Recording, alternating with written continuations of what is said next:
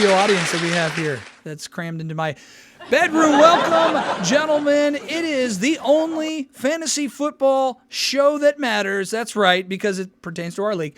It is LEGTV. We are here at Week 12. I'm your host, the Commish. Last week came and went. Week 11 was a very big week for a lot of teams. Honestly, only really one team was that affected. Poor Jable, probably eliminated here. Let's go to the scores from last week, and let's start off with the game between Austin and myself. Austin gets the big win. Just everybody decided to go off. All of a sudden, like, freaking Michael Wilson gets 38 points. Are you serious? Travion Henderson started on Thursday night with 32. I know he was cooked after that. Thanks a lot for nothing, Amon-Ra St. Brown for 6 points because Jared Goff could not hit the broadside of a barn. How about this score? Dan Nickel gets the win again against Plow, 146 to 115. Nice output from Diggs, 21 points. Cook rebounds and has a nice 20-point game. Stafford and Devontae Adams did not have their usual big stack there, despite 21 points from Deebo Samuel. Plow gets the loss. The Dongbags pull up another upset. They're still alive, baby. 170-182, the lowest point output this season. Look at that. One guy in double digits for Shook. That sucks. Pickens with 31. Drake London with 20, but look at that. He's out, and he's day-to-day. He's not going to play. Pretty Little Liars loses to his younger brother. That's right. Anu gets the victory in the Battle of the Ready Brothers. Thanks in part to Tet McMillan with 35, and George Kittle getting Purdy back gets 24 points for him. I guess Justin Jefferson didn't score any points for Robbie. Weird. Modelo Virus takes the L against Joe. Joe stays alive in the playoff hunt. Nico with a great game, and Devin Achane with 23. Oh, what a disappointing game for Jable, though, despite Christian McCaffrey getting 35 points because he's all but eliminated from the playoffs. And then 211 points, a second 200-point victory for John Dahlgren, 49 for Josh Allen, 32 for Bijan Robinson, 29 for Trey McBride. Every single position, John Dahlgren outscored Barrison. Did not eclipse 100 points. He moves to 6-5 with the number one overall in points. So not only are wins important, but for him, he's got the points to back it up for John Dahlgren. What a disappointing last week was. Let's bring in a fantasy football expert for this week's rundown. It is week 12 for LEGTV.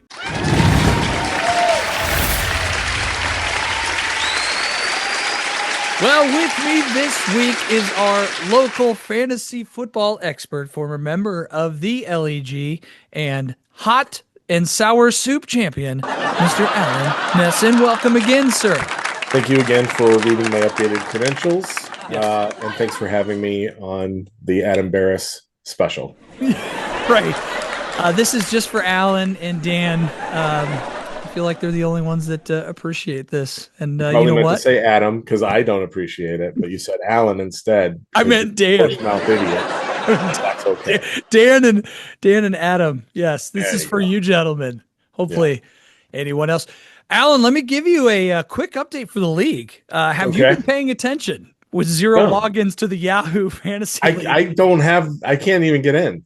Perfect. I'm not in the league, man. I want you to come in with blind eyes and just kind of feel out your fantasy expertise here on the show. By a million. Well, so I'm going to run down the standings right now as it stands. Now, this is 14 games we're playing, and we're already through 11. So there are very important games left. Let me give you the top teams that are in playoff contention. Number 1 is still Dan Nickel at 8-3. Working for Mahomes, Adam Barris still clinging to second place after that loss. John Dahlgren, the highest scoring team in the league at 6-5, is in third place with a bunch of other teams that are 6-5. I'll tell you something about the format of your league, that the highest scoring team in the league is 6-5. Maybe there should be a better way for teams that score a lot of points to be justified because the matchups are equal and divided equally across everybody in the league. Nope, it's head-to-head. It's head-to-head. That's all that matters, head-to-head. The NFL doesn't work that way. It's head-to-head. Look at fantasy football. If you want to play best ball, go play best ball league. You don't get points for yards in the NFL either. It's a standings head-to-head league. It's not a best ball league or highest points. That's boring. Just saying. Anything can happen. anything can happen. I'm just saying a wild card spot should go to the highest scoring non-playoff team. Anywho, the following teams are also 6-5. We got Anu, Austin, myself, and Nick Shook now all the way down to 7th place. Now it's 6 teams to make it in the playoffs. As soon as Buckeye season rolls around, that idiot gets drunk nonstop. He doesn't check his lineups. He needs to hand off his phone as soon as the Buckeyes play 2 games. Yeah. He's too distracted. I agree. I was rooting for him. Hey, he's still in it. He is still in it. Abby and Plow are both at 5 and 6. Plow, that makes sense. Yeah. And the last 3 teams kind of bubble. Jabel's pretty much eliminated, but you got Mick at 4 and 7 and Joe at 4 and 7. Still have a chance to squeak into the playoffs. It's all pretty tight. Yeah. They cannot lose, though. They cannot lose. And both of these teams have very spicy matchups. Are you ready to do the rundown? Let's do the rundown. Let's do the rundown. It is my favorite Christopher Walken movie. Let's do the rundown for this week. What is that? Is that bad? Is that Eric Roberts? Is that the Pope in Greenwich Village? Anyways, hey, let's go to the aforementioned Adam Barris. You're the guy that was an actor on Entourage? Myself. This is a rematch from week 1. Adam Barris, now that we've cycled through all the teams, everyone's starting to play each other again. So it's myself versus Adam Barris, and this is actually bad timing for Adam with the Chargers on bye this week. And big news was the Jamar Chase going all Tua on the opposing defense, and he is suspended for a game. So he is without his best wide receiver, second best player on the roster. However, he's just going to rest the starters for the playoffs. He's fine. Well, I need this win a lot more than he does. Oh, then I'm going Adam all the way. Yahoo has me projected to win 161 to 139. Has he updated his rosters from bye weeks? Yes, he just did that today. By the way, we're filming Wednesday. Or Thursday, I mean. What day is it? It's Thursday. So, we got Barris's team. He's been relying on Patrick Mahomes all year, going up against the Indianapolis Colts.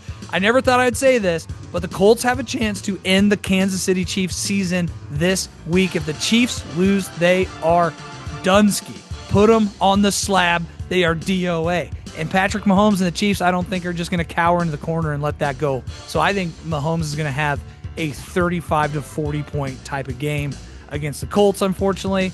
Devontae Smith and Khalil Shakir are his wide receivers. There's now with Khalil Shakir, Keon Coleman is not going to play this week. I guess he missed a meeting. That's like happening all over the league right now. Wide receivers are just missing meetings. So he's going to get a lot of balls tonight on Thursday night against the Texans, who have a stingy defense, but it's Josh Allen, and he'll find a way. Running backs, Travis Etienne and Tony Pollard. Etienne against the Cardinals should be good. Tony Pollard against the Seahawks, that's kind of a toss-up for me. He may not get double digits against the Seahawks, and he did have to grab, speaking of Seahawks, former Seahawks, Noah Fant, the tight end for the Cincinnati Bengals. Noah Fant getting the start. And in the flex, Kenneth Gainwell, who I traded to Barris early on in the season. Oh, I hope it bites you in the ass. That's exactly what I'm thinking. I'm thinking because Jalen Warren's banged up, that's going to be a huge, huge game for Kenneth Gainwell. Okay, there's Barris's team. Let's go over to my team right now. And again, it is now, we're going to Brock and roll all night and Purdy every day, baby. That's going to be my team name next year.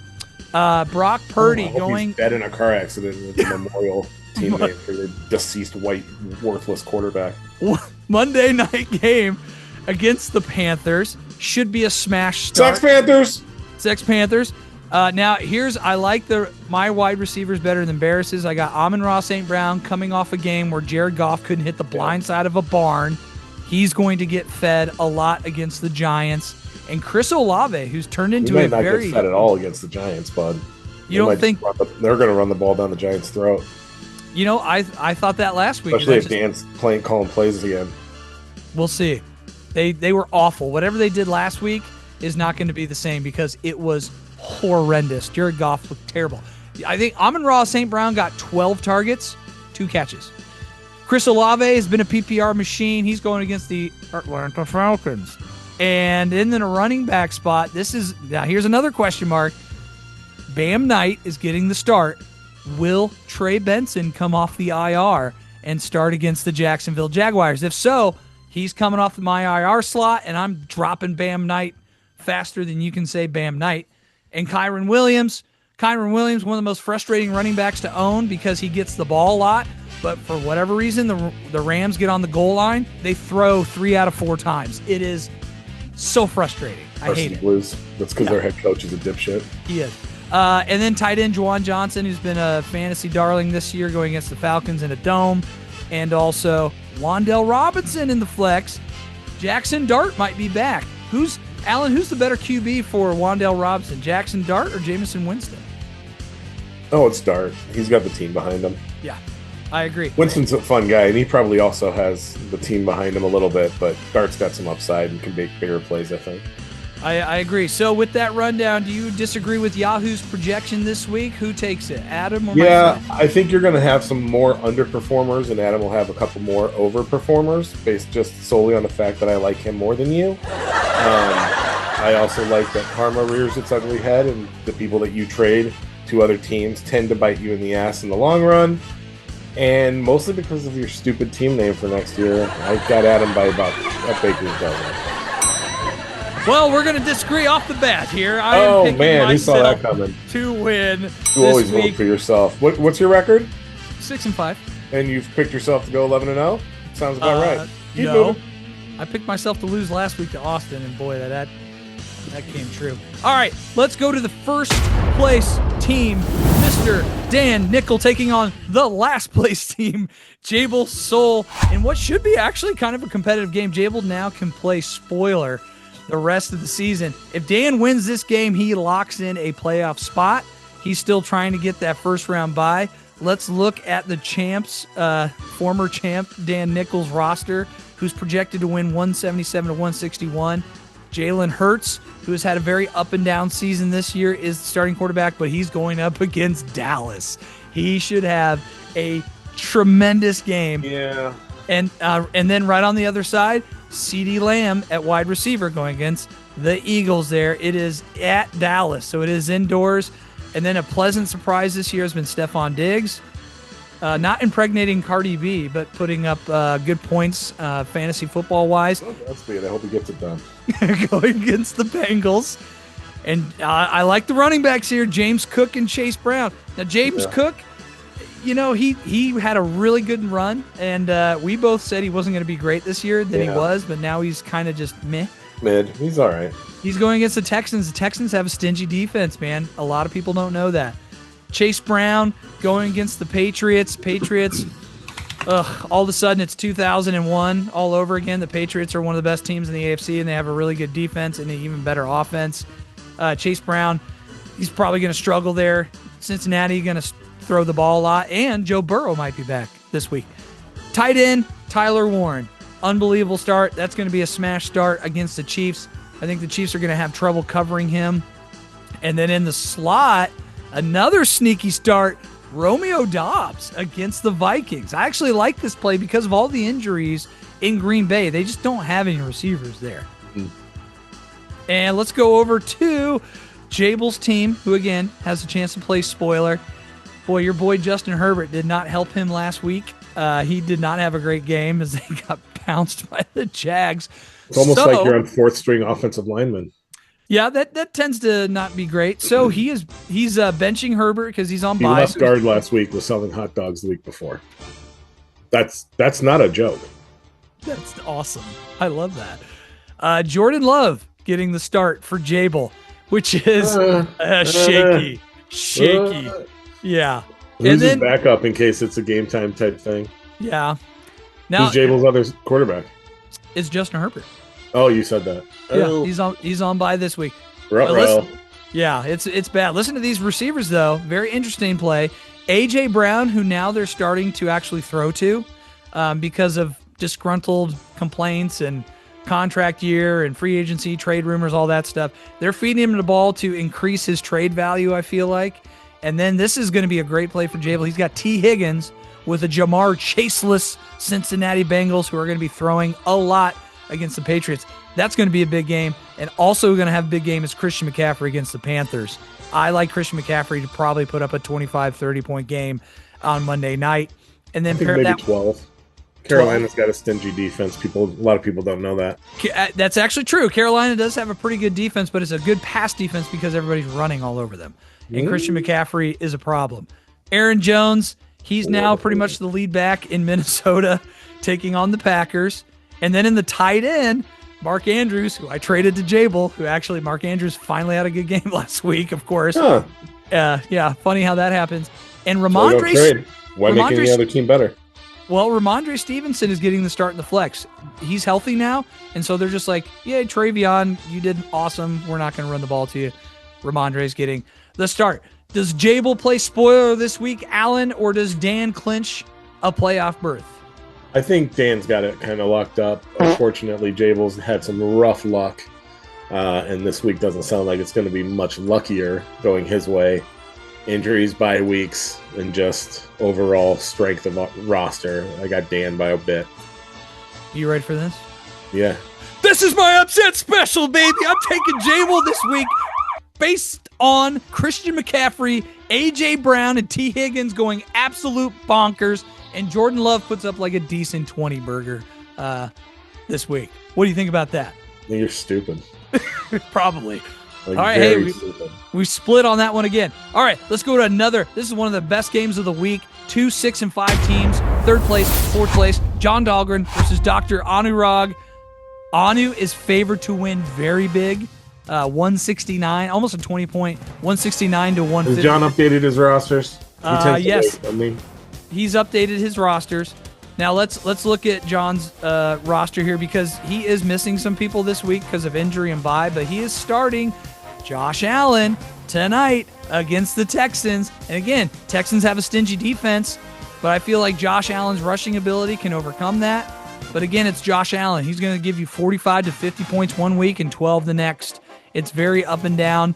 Jacoby Myers is getting the start against the Cardinals with DJ Moore. That's not a wide receiver group that I would typically roll with. DJ Moore's kind of an afterthought there with Caleb Williams. He's just throwing to Roma Dunze a lot. I do like his running backs. Dahlgren's got a pair of good running backs who should go off this week. Bijan Robinson against the Saints and Quinshawn Judkins against the Raiders. I think Cleveland might win that game. And then the best tight end in the league, Trey McBride, going against the Jaguars. A great start. And Dahlgren's running the double tight end again, going with Cade Otton in the slot. Now let's go over to Anu's team. One of the biggest surprises this year, if not the biggest surprise, Drake May, the quarterback for the Patriots, is the best quarterback in fantasy football. Can you believe that? That's insane. Yeah. Well, he's also got one of the best receivers in fantasy football with Puka Nacua, and then you pair that up with Tet McMillan. That's a pretty formidable wide receiver group. I like that a lot better than Dahlgren's.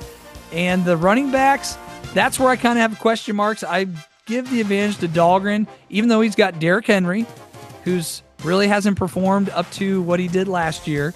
But still, he's still producing. He still gets the ball. And Woody Marks against the Bills tonight. That could be also a very surprising output for Woody now that he's pretty much handled that backfield. Nick Chubb's no longer the lead back there. It's all Woody. And I like George Kittle in the tight end now that Brock Purdy is back. He's putting up 20, 25-point games now. But the big advantage I have for Anu is the slot with Kenneth Walker, who is now finally, they're like, oh, you know what? He's good. We should probably use him a lot. Use him a lot more. Sorry, Jacques Charbonnet. We're going with Kenneth Walker. So who wins? Who wins this week, Allen, against the Doc versus the Clock? Well, I do think Derrick Henry is going to break it. This is Derrick Henry's season. This is when Derrick Henry starts to turn it on every year because he's always slow to start. He's always, once it starts getting cold and he starts hurting people. And he's playing against the Jets. And I think they're at home. I don't know. I see that kind of big Derrick Henry Thanksgiving season, like how he always does. Like from here until usually the championship game of a playoffs, he's dominant. And this is Derrick Henry's season. So I'm going Anu. I do want a quick follow up on Travis Hunter. Was that the special blade you all motherfuckers thought he was going to be, or is he just garbage like I thought he was going to be? Oh yeah, weird, right? He wasn't garbage. He's just hurt. He's ass. Hey, yeah, he had his. Guess when he had his 20-point whatever game in the DB slot. Of course, hopefully against you. It was. It definitely was. It absolutely. Good. He got my emails. Well, I am also going to take Dr. Anu this week because of Derrick Henry, the Yeti, who thrives in cold weather. I think you're right. I think he's just going to start dominating teams right now. Let's go to a very important game for both these teams. More so, Mick Barton needing to stay alive, taking on Austin Stoll at 6-5. Oh God, I hate them both. Austin is rolling Sam Darnold again this week, who's been, except for last week, has been pretty decent at the fantasy football quarterback position.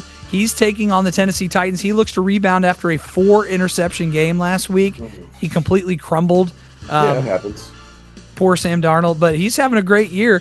And pair that with also the best wide receiver in all of fantasy football, Jackson Smith-Njigba. That's by far the best quarterback wide receiver stack this year. I would never have guessed that. Sam Darnold and Njigba.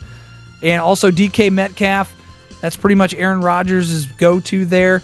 Aaron Rodgers dealing with a hand injury, but he says he doesn't need surgery. So it looks like he's going to play against the Bears. And I do like... So here's the problem with Austin's running backs. Javonte Williams, great play. Travion Henderson, big question mark. I don't know. I still think they're going to feed Travion a little bit. I think they really will. You better hope so, because it didn't look like that last week. Javonte Williams is going to not run the ball as much against the Philadelphia Eagles. I feel like Dallas is going to be in drop back and pass mode a lot. So I don't think that's going to be a great play. Maybe some dumps out of the backfield, even though he really doesn't get a whole lot of those. But I do think Javonte Williams is going. He might hit projection 15. We're talking about the running back from the Patriots, right, Travion? Yeah. Okay. He had 3 touchdowns last week. Oh no, I know. Yeah. That was against me. Trust me, I know. I'm just saying, why would they go away from the hot hand just because Stevenson's healthy? I don't think they will. I think it's going to be a split backfield. I really do. I don't. It makes no sense. That wouldn't make sense to me. If I was coach, I would leave Travion in there. But Vrabel, for whatever reason, they're thinking they're just going to split carries. I don't like Dallas Goedert there at tight end against the Philadelphia Eagles. Against the Dallas Cowboys. Yeah. I don't think that's going to be a good start. However, superhuman Michael Wilson, who scored like 35 points against me last week in the slot, Marvin Harrison is out. So Michael Wilson. Good. That doesn't have a factor in it at all. He's also washed. So that's Austin's roster. Now, let's see. I want to hear Mick's, though. Yeah, let's see if Mick has a chance. Starting Danny Dimes at quarterback against the Chiefs.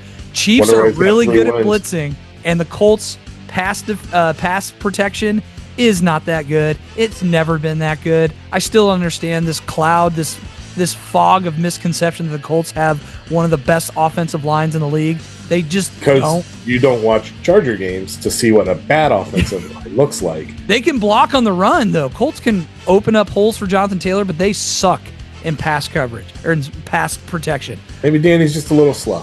Well, unfortunately for Mick, because of injuries and buys, Drake London is out and is not going to play, who I traded to Mick. Sorry, Mick. He's going with 2. Traded everybody, huh? Yeah, pretty much, dude. It's been a rough season.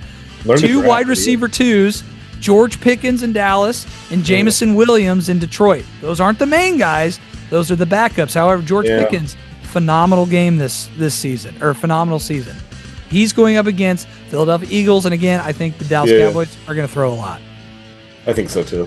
Jaylen Warren, again, questionable, may or may not play. That's going to affect Barris, too, if Jaylen Warren gets the start. But I do love the rest of the roster. I love Jahmyr Gibbs at running back.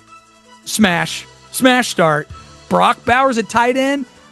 He's not had a great season, but I do think he's going to put up some points against Cleveland. I think this is a no-brainer for Brock. And then Sean Tucker in the flex who had an amazing game last week.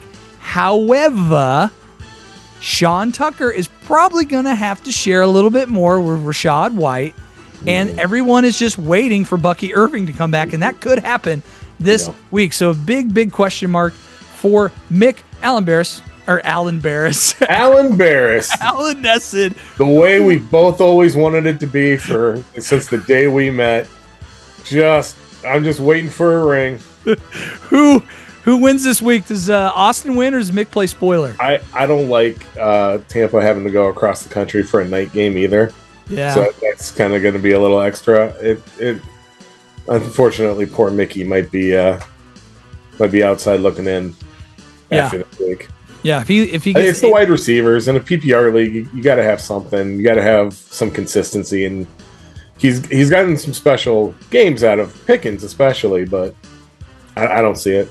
I won't be able to top it. Yeah, unfortunately, I agree. I think Mick takes his 8th loss this week and immediately gets right back into the Hoffa Bowl for contention to be the first ever Jimmy Award winner. He won't even know. He's got baby. He's good. Oh, it's fantasy football. He'll drop August just to look at the scores. He'll be like, oh, who scored? Here's another matchup. Must win for the Shookster. He needs to keep winning to stay in playoff contention, as he is in 7th place right now, taking on Dave Plow. Another rematch from week 1. Shook by a billion. We don't even need to go over the rosters. Shook's got the heart, he's got the spirit, he's got the good looks, and Plow doesn't have any of that. Well, unfortunately for Shook, he still has Jalen Waddle slotted in there, and he's on bye this week. So, God damn it. I told you, as soon as the Buckeyes start, he doesn't know what he's doing anymore. He stops He stops updating his rosters. He stops paying attention to anything in the NFL. But that's okay, because he's his own worst enemy. Plow has Debo still in the slotted in there. He's on bye too. But still, Plow's just a dumb son of a bitch. That's all that one is. Shook is favored to win this week. Lamar Jackson is now healthy-ish, even though he's got a red Q next to his name. He should go against the Jets, an abysmal team. Jalen Waddle is obviously not going to start, but Emeka Egbuka has been a great play for Nick all year. That's been one of the best draft picks of this season.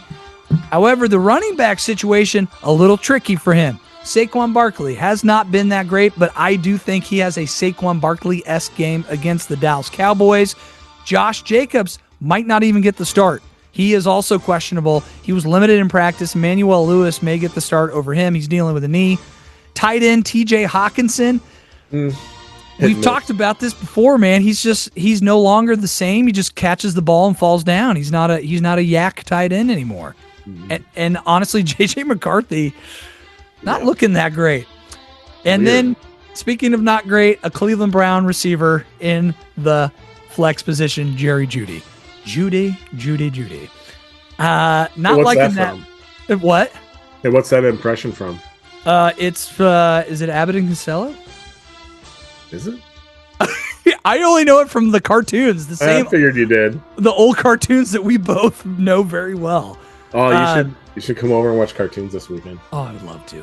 To. Let's do it. Well, let's take a look at Plow's roster real quick. Let's be fair. Matt Stafford, an MVP candidate. Next. Debo Samuel's on bye. Of course. Chicago Bears #1 receiver Rome Odunze going against Pittsburgh. I like him, actually. One of the biggest I don't know that I like him against Pittsburgh, though. I don't know about that. Well, here's really a Raiders homer pick that really backfired. Ashton Genty has just not been. Alshon Jeffrey. And he's going up against the toughest rush defense, the Cleveland Browns. Saw that coming. Yeah, that's not going to be good. Who saw Genty being a little tired? Yeah. DeAndre Swift, also questionable, but he should be good to go against Pittsburgh. And tight end, Isaiah Likely, that's not likely going to pan out. He's still... That guy's still calling baseball games? Off the cuff. I really hope so. Then Devontae Adams, probably the second best stack. I would say that's definitely the second best stack to Njigba and Sam Darnold. So I already know who you think's going to win. Who's going to win this week? Well, not Plow. That'll always be my pick forever and always.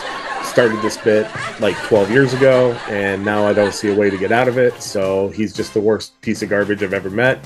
I've now had mutual like acquaintances that have recognized him in public and then told me that they didn't want to talk to him because of the way that I refer to him, and they both recognized each other, and it made me really happy. It was JJ. JJ saw him before a comedy show and was like, "That's that piece of shit Nesson always talks about," and it made me incredibly happy.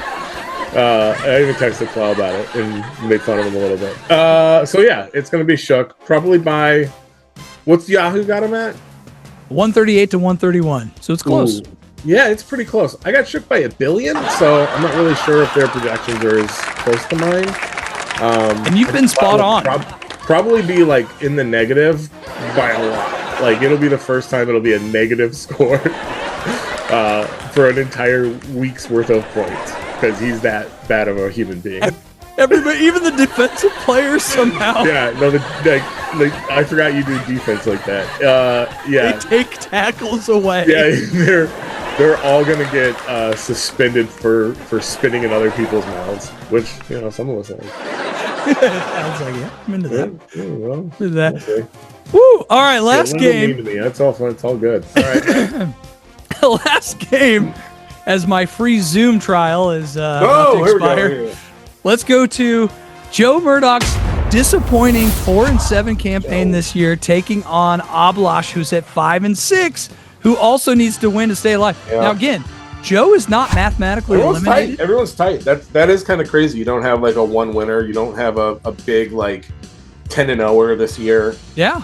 Everybody's kind of bunched together, which just shows to the absolute overall garbage of everyone in the league. Like you don't have any standout human beings. You just have a bunch of mid-ground trash. I would argue the opposite, that it's a very competitive and very smart league that we have. People are trying. We don't have people that are absent-minded or get drunk Saturday night and forget to start their lineups. That's why it was a pleasure having James Yarnell. I thought you were going to call me out. That was like, whoa.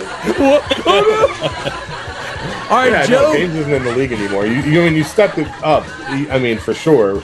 Yeah. With me, McCready, and James bailing, like you did go up a level. It did. But that brought you from the gutter to the sidewalk. Like you were not in a high rise. That's like right. You were just barely getting through.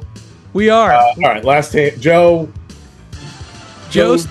I'm surprised because Joe usually is a very good player, like competitive. Always, even when like on paper he has bad teams, he gets a little lucky with matchups and gets through. Well, Abby is usually the other one. Is usually the guy that right around now will stop caring. True, if he's not in it. He gets so busy with the holidays, with work, family stuff, like he just stops giving a crap. The Christmas market's opening soon. He's going to be a busy fella.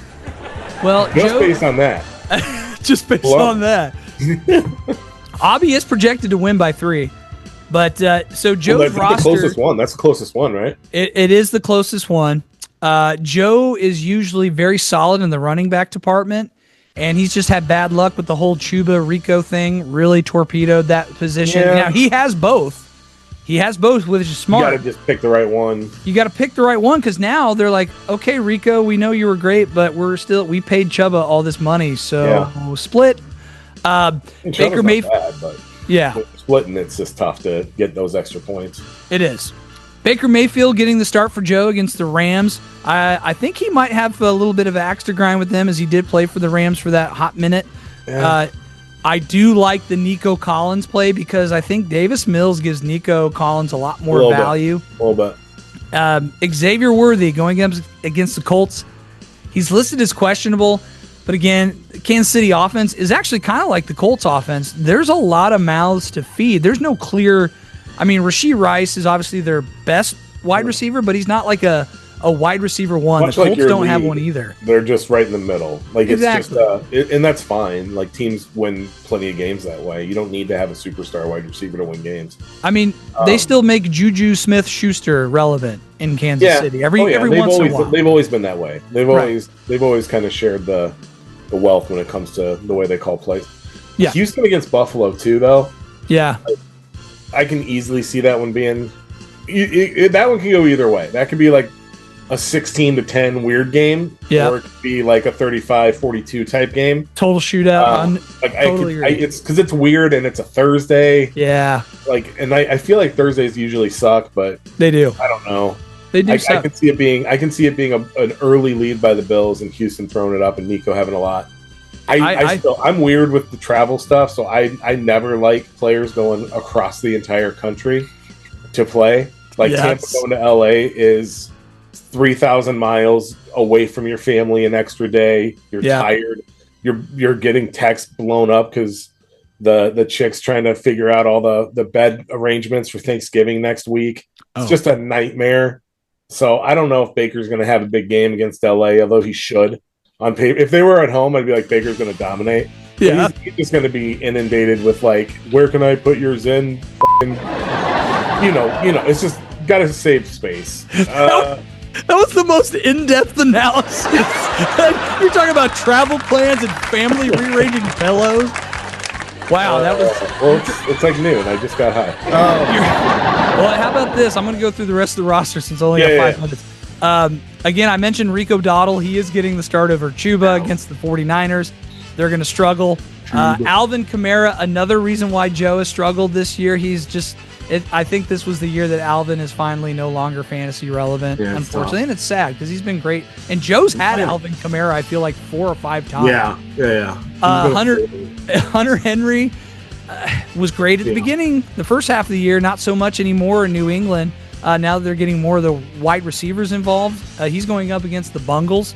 And David Montgomery, the best running back 2 in fantasy football and in the league, in my opinion, is getting the start in the flex. And for Abi, big question mark is Aaron Rodgers. Does he play against the Bears with the hand injury, or does he just pour some ayahuasca tea and just totally trip balls against the Bears? I don't see him playing because it's going to be cold as shit, and his hand's going to hurt, and he's going to be like, I can't feel my hand. I mean, he did play in Green Bay for 12 years, so that's true. Yeah, but it's been a while, and he's Aaron Rodgers. He loves to beat the Bears. He said, quote, I own you. I've always owned you. One of my favorite all-time things I've ever seen from a touchdown celebration. And it's very true. Justin Jefferson, again, J.J. McCarthy problem going against the Packers, who have a pretty decent team. Zay Flowers, that passing attack. It's hit or miss. And the wide receiver, or the running backs, Breece Hall and Tyler Algier. Obviously, Abi does not have Jonathan Taylor this week, and he's going with. Why wouldn't he? I'm sorry. Jonathan Taylor's on bye last week. He's going to put Jonathan Taylor in there. He's going to put Jonathan Taylor in there. For Algier, I would guess. Yes. So he's going to have Breece Hall, Jonathan Taylor. Gets touchdowns. It's weird. In my other league, I'll probably be starting both Bijan and Algier. I can't f around anymore. I need them. I need the 3 touchdowns they scored. I need both of them. Kyle. I think Breece will actually have a pretty solid game against Baltimore. To be honest. Yeah, he's come on a little bit. This is a tight one. I don't know. Kyle Pitts at tight end though for Abi. I think that's almost like a wash with the Hunter Henry play, but Rashee Rice in the flex is probably his best play. That might. Who's Abi's backup QB? His backup QB is CJ Stroud, who's not playing tonight. I'm gonna go with Joe. Oh, okay. I think Joe by close, like by a point or 2, like gonna be staying up on Tuesday morning to see if a point adjustment changes it type game. Because I don't know. I think if Rodgers does play, I don't know that he'll be great, especially because it's hand, and it's cold, and that's never going to be great for touch quarterbacks like he is. And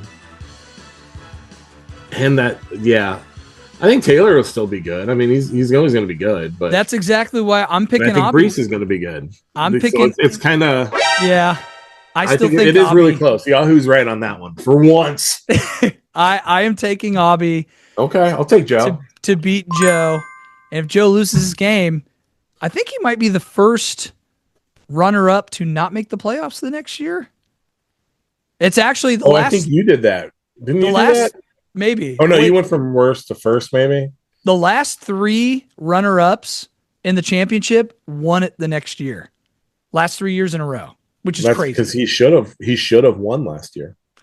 No, my team was clearly dominant last year. As soon as I you disagree. change things to like a shady commissioner. Didn't change anything.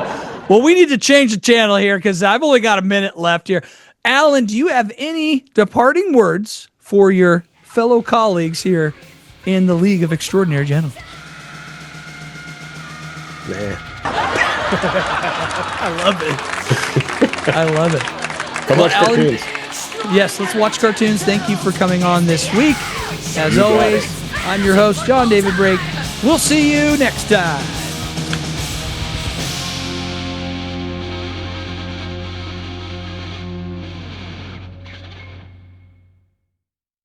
Doing, buddy? You mowing the lawn?